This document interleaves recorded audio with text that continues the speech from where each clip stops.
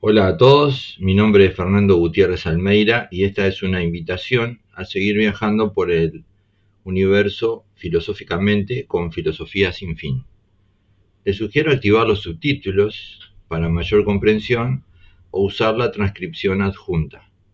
En esta ocasión hablaremos de la amenaza atómica. Y como pueden ver, empiezo por una imagen de uno de los juegos de rol RPG más famoso, quizás el más famoso o el más importante de la historia de los juegos de rol en videogame, de videogames, digamos, de rol, que es Fallout. Este, y que tuvo muchos, digamos, eh, episodios. Fallout 2, Fallout New Vegas, Fallout 3, Fallout New Vegas, etcétera.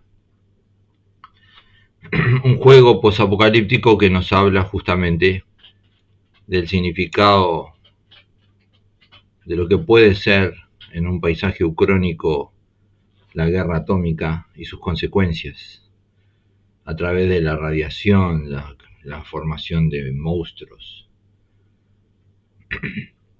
Quizás exagerado en algunos puntos, pero sí con algo cierto, y es que la guerra no cambia nunca. La guerra no cambia nunca. Acá tenemos al solitario del yermo, al omnipresente Albóndiga, su compañero fiel. Bueno, y esta es una imagen, este lugarcito, Red Rockets, es el lugar donde el solitario del yermo se encuentra con Albóndiga en Fallout 4.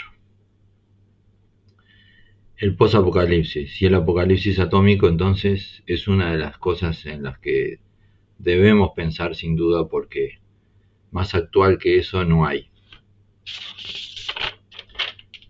Recordemos a Albert Einstein en 1939 junto a su amigo Szilard, escribiendo una carta de la cual luego se arrepintió.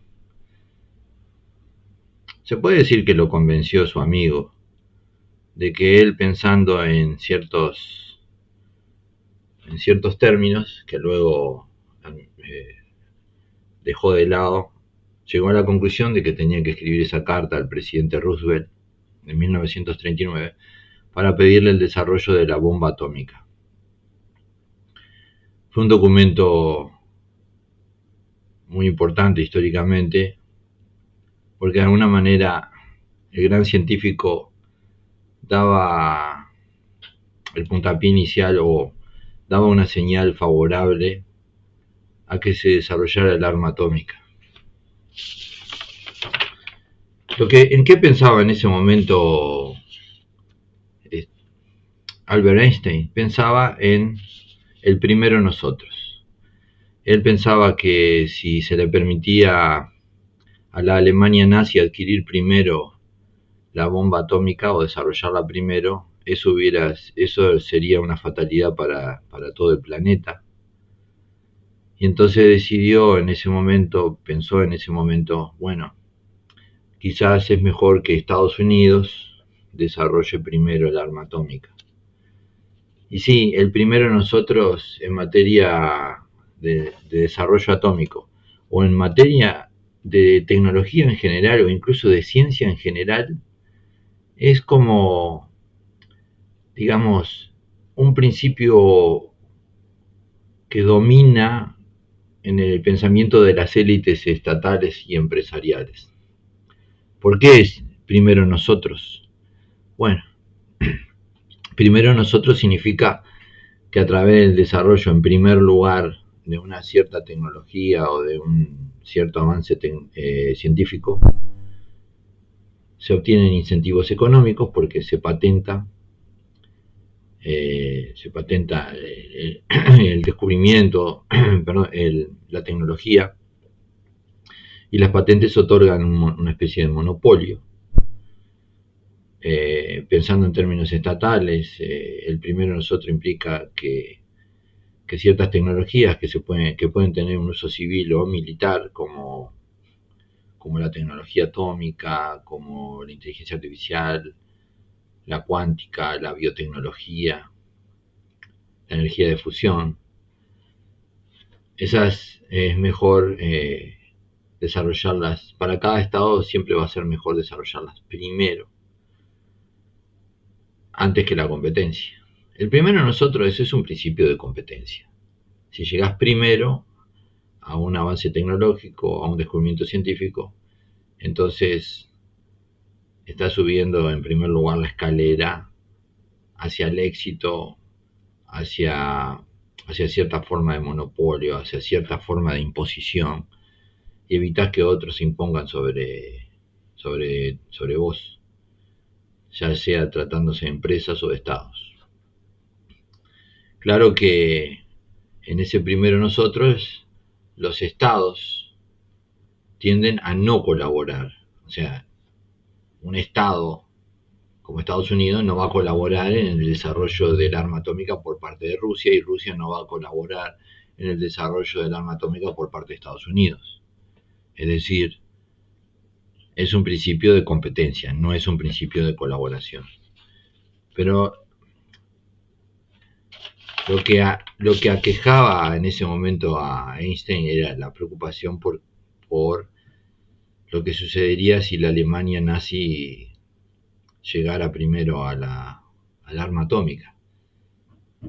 Y él pensaría que Hitler no tendría ningún escrúpulo en usarla de manera indiscriminada contra las poblaciones de otros pueblos. Y entonces sí, bajo la presidencia de Roosevelt se desarrolló el proyecto Manhattan para la creación del arma atómica, que puso a Estados Unidos en primer lugar como el primer país y la primera potencia mundial en desarrollar el arma atómica. Y acá tenemos una imagen de las viejas computadoras de Oak Ridge, la ciudad secreta, la ciudad atómica secreta en el estado de Tennessee. 75.000 personas trabajaron en secreto en esta ciudad, y el secreto era el máximo posible. Una ciudad entera al servicio del desarrollo del arma atómica. Oak Ridge, la ciudad secreta del proyecto Manhattan, en el estado de Tennessee. Y podemos pensar que ese trabajo de 2-3 años fue increíblemente innovador y impuso una idea fundamental en cuanto al desarrollo tecnológico en general y al desarrollo del arma atómica en particular, la idea del secreto, la importancia del secreto a nivel científico y tecnológico. Entonces no es solo primero nosotros, es también mantengamos el secreto. No se trata de compartir el conocimiento, no se trata de convertir el conocimiento en un bien universal, se trata de conservarlo para uno mismo como una forma de poder. El conocimiento entonces como forma de poder. Y bueno, por acá tengo una imagen de uno de los sectores de Oak Ridge, que es la planta de difusión gaseosa, cuyo código era K25. La planta de difusión gaseosa de Oak Ridge. Los sectores de la ciudad tenían nombres en código. I12, K25, X10. X10 es el reactor de grafito. Pero el secreto fue vulnerado. El secreto de la ciudad secreta, con sus 75.000 funcionarios, fue vulnerado por un hombre que luego en el año 2007 Vladimir Putin nombró póstumamente héroe de la Federación Rusa por acelerar el programa nuclear soviético. Con lo cual también podemos ver cómo Vladimir Putin mantiene una cierta mentalidad soviética en su accionar. George Koval nació en Estados Unidos, o sea, un estadounidense, de padres judíos emigrantes de Bielorrusia. Regresó a la Unión Soviética en los años 30, reclutado por la GRU, la inteligencia militar soviética, bajo el código Delmar. En 1943, reclutado por el ejército de Estados Unidos, fue asignado a un servicio especial de ingeniería y enviado a Oak Ridge en 1944 como oficial de salud radiológica. Allí tuvo acceso a gran parte de las instalaciones de la ciudad y por lo tanto logró transmitir información crítica sobre polonio y procesos tecnológicos en Oak Ridge y en Dayton, Ohio.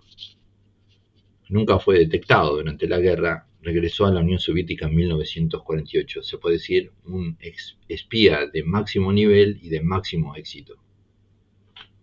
¿Qué logró George Koval? Que los conocimientos que estaba desarrollando Estados Unidos bajo el proyecto Manhattan se transfirieran a las altas esferas de poder de la Unión Soviética. Y bueno, la Unión Soviética muy pocos años después, solo unos años después, creo que por el 1949, ya tenía también el arma atómica, y para 1952 tanto Estados Unidos como la Unión Soviética poseían no solo el arma atómica, sino la bomba de hidrógeno, que es una bomba 1000 veces más potente que la bomba de uranio o la bomba de plutonio, y que se basa en la fusión nuclear. Bueno, acá tenemos una imagen del ya anciano George Koval, ya fallecido, ¿no? Pero en esta foto lo vemos anciano, en la pose de un humilde campesino, ¿no? En su casa de campo, tranquilo, después de haber logrado de alguna manera colaborar con el equilibrio nuclear, con la disuasión nuclear. ¿A qué me refiero? Bueno, todos saben de qué se trata esto de la disuasión nuclear.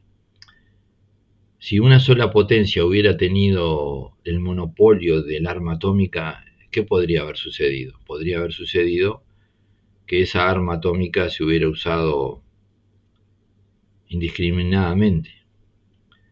Ustedes me dirán, bueno, pero el gobierno de Estados Unidos no usaría indiscriminadamente el arma atómica.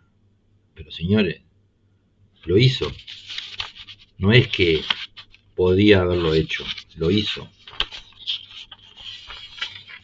Hiroshima, Japón. Aquí tienen una foto del hongo atómico. La destrucción de una ciudad entera. Decenas de miles de civiles aniquilados mediante el arma atómica por Estados Unidos cuando Estados Unidos tenía el monopolio del arma atómica. La orden la dio el propio presidente de Estados Unidos. No hubo un procedimiento democrático ni en la creación de la bomba, porque el proyecto Manhattan fue un proyecto secreto, ni tampoco en la decisión de usarla contra Japón. Así que George Koval de alguna manera le hizo un bien a la humanidad en el sentido de permitir que no exista el monopolio del uso del arma atómica, porque cuando existió el arma atómica efectivamente se usó, pero una vez que ese monopolio dejó de existir, el arma atómica ya dejó de usarse. Las únicas oportunidades en que se usó el arma atómica fueron en las dos detonaciones que realizó Estados Unidos en territorio de Japón. Estas fueron las consecuencias en Hiroshima, el arrasamiento prácticamente absoluto de toda una ciudad. Y no estamos hablando de destrucción de un comando militar o de un complejo militar, estamos hablando de la aniquilación de mujeres, niños, ancianos, civiles de toda edad, bebés, mujeres embarazadas, indiscriminadamente. Por supuesto no voy a mostrar las imágenes del horror, pero sí existen esas imágenes. Y no conforme con lanzar la bomba de Hiroshima, Estados Unidos, solo unos días después, también lanza la bomba de Nagasaki y destruye otra ciudad. Esto era Estados Unidos en 1945. Cuestionémonos entonces si lo que hizo Koval lo hizo al servicio, por supuesto, de la Unión Soviética y pensando en los términos de su ciudadanía, supongo, legal soviética. Pero lo que hizo tiene unas consecuencias muy trascendentes y quizás evitó el uso del arma atómica en otras ocasiones. Y podemos decir que sí, porque miren este mapa. En 1945, las altas esferas estadounidenses planeaban un posible ataque atómico con 244 bombas atómicas contra la Unión Soviética. Pueden ver la señalización de las grandes urbanizaciones, es decir, estaban pensando en hacer lo mismo que en Japón, pero multiplicado por decenas de veces el horror. Es decir, destrucción de ciudades enteras, aniquilación de gigantescas poblaciones civiles, tanto en las zonas más pobladas de la Unión Soviética como en esta zona de China, que estaba bajo control soviético en aquella época, Manchuria. Este es el territorio que tomó la Unión Soviética de manos de los japoneses mediante una guerra de aniquilación y que luego entregó al Partido Comunista Chino, ¿no? En la época que estaba liderado por Mao Zedong, Manchuria. Y una de las consecuencias entonces de tecnologías de doble uso, que pueden tener un uso militar, es el secretismo. El secretismo pasa por... Bueno, el secretismo en general existe a nivel de las decisiones secretas que toman los gobiernos, pero existe el secretismo a nivel del desarrollo científico, existe el secretismo a nivel del desarrollo tecnológico, y cuando existe el secretismo es porque se está pensando en el conocimiento como una forma de poder, no el conocimiento que se comparte, no el conocimiento que se genera solidariamente y para el bien de la humanidad, sino una forma de conocimiento que se compartimenta para el bien de un poder específico, particular, como el de un Estado o el de una empresa. Porque sí, las empresas, las grandes corporaciones también practican el secretismo. ¿Cuáles son las consecuencias sobre la ciencia y el progreso científico de este secretismo? Bueno, obstaculiza el intercambio libre de conocimiento, limita la colaboración, que es esencial para el avance científico, e incluso ataca la ética científica, porque la ética científica recomienda en el fondo la colaboración, la cooperación, el compartir el conocimiento, el no ocultarlo. Claro que uno podría decir, hay tecnologías de doble uso que no conviene que se divulguen, pero no estamos hablando de que se divulguen, estamos hablando de que a nivel de las comunidades científicas de los distintos países se compartan estos conocimientos para evitar, por ejemplo, los monopolios, el monopolio que tenía Estados Unidos y que determinó que Estados Unidos se decidiera usar el arma atómica contra la población civil de Hiroshima y contra la población civil de Nagasaki en Japón.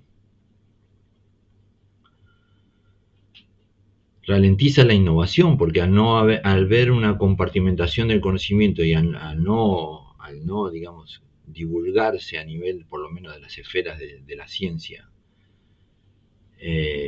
esa falta de colaboración implica que la innovación es más lenta. Y porque cada país, piensen en esto, China desarrolló por sí misma la arma atómica, la Unión Soviética la desarrolló por sí misma, Estados Unidos por sí mismo y así sucesivamente.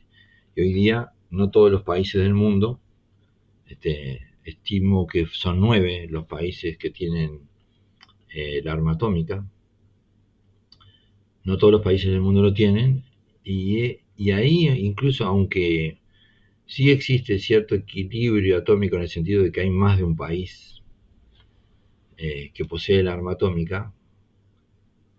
Ahí hay una falta de equilibrio entre los países que poseen el arma atómica y los que no lo poseen, que quedan como de alguna manera subordinados militarmente o amenazados militarmente por las potencias atómicas.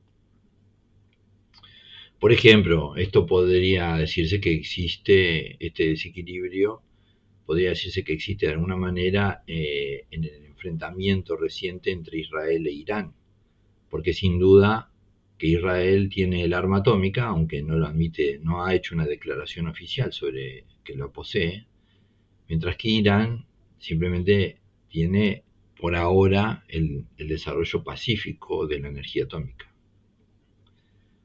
Bueno, otra consecuencia del secretismo es que como se hacen experimentos secretos, se hacen desarrollos tecnológicos secretos, es más frecuente que existan accidentes o abusos por la falta de transparencia.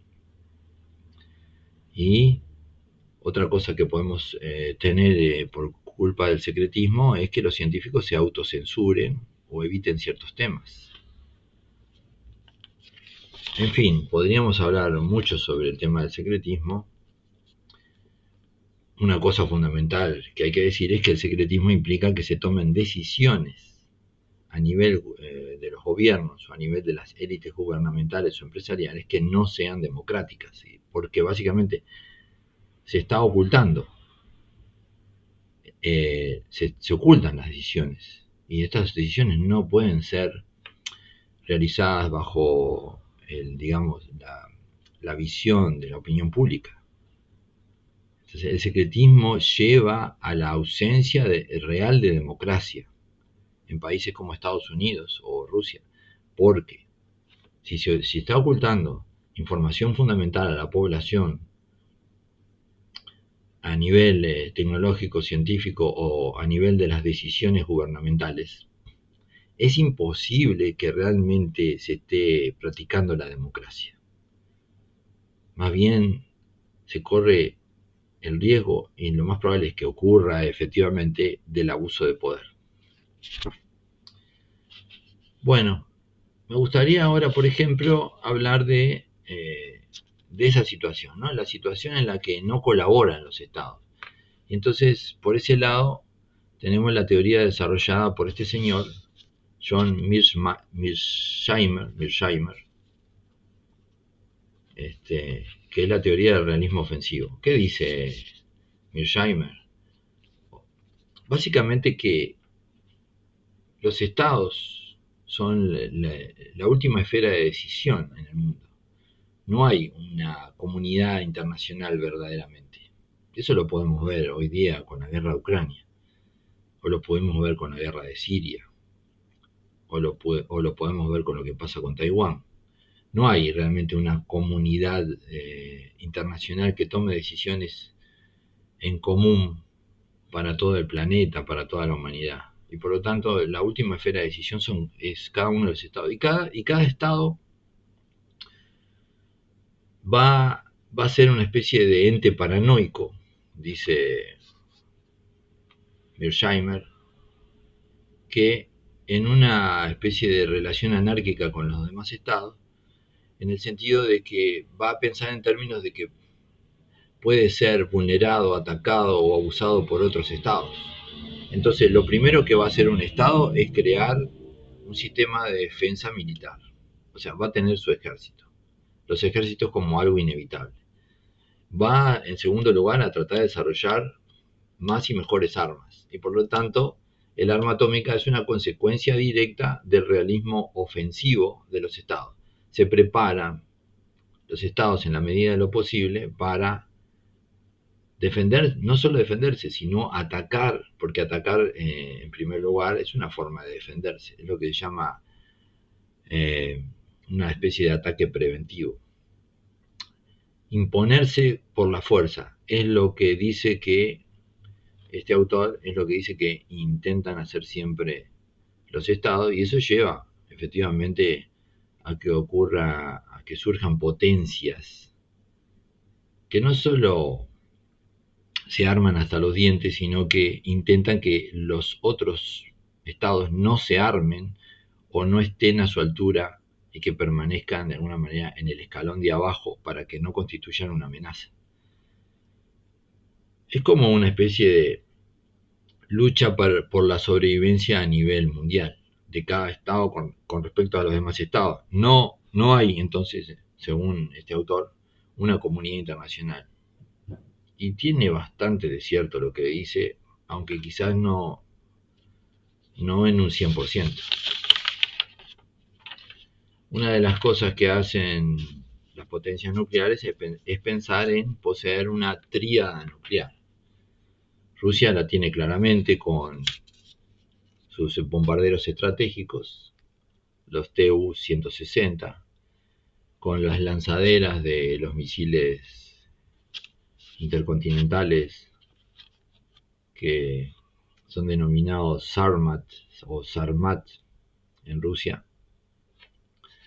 Y la tercera componente de la tríada son los submarinos con capacidad de lanzar armas atómicas.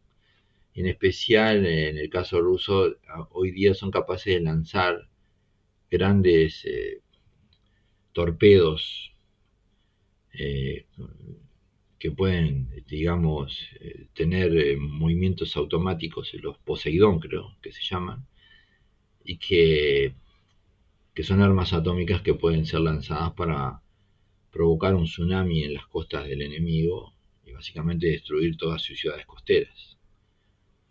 Estas tres componentes son las tres componentes digamos, de la estructura nuclear que también lo posee Estados Unidos y que también lo desarrollan en la medida de lo posible las otras potencias nucleares. La capacidad aérea estratégica de lanzar bombas atómicas, la capacidad terrestre y la capacidad marítima, oceánica. ¿Por qué se desarrollan, digamos, las capacidades de lanzamiento de armas atómicas en tres planos? Básicamente para asegurar lo que se llama el segundo golpe. Si una de estas tres capacidades es anulada, aún restan las otras dos, sobre todo el uso del submarino atómico, que la idea es que sean sigilosos, que puedan llegar por sorpresa, que no puedan ser rastreados, por lo tanto creando una amenaza invisible y que no puede ser bloqueada por el enemigo y que garantiza devolver el golpe al enemigo si este fue el que atacó primero.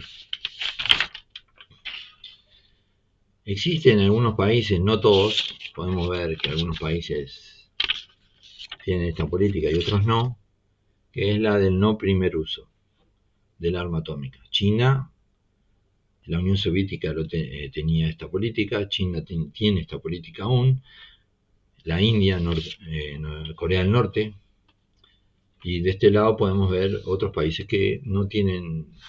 Por supuesto que Israel no tiene ninguna política declarada sobre el uso del arma atómica porque ni siquiera declara que tiene arma atómica. Y acá podemos ver, ¿no? 9 países actualmente que poseen el arma atómica.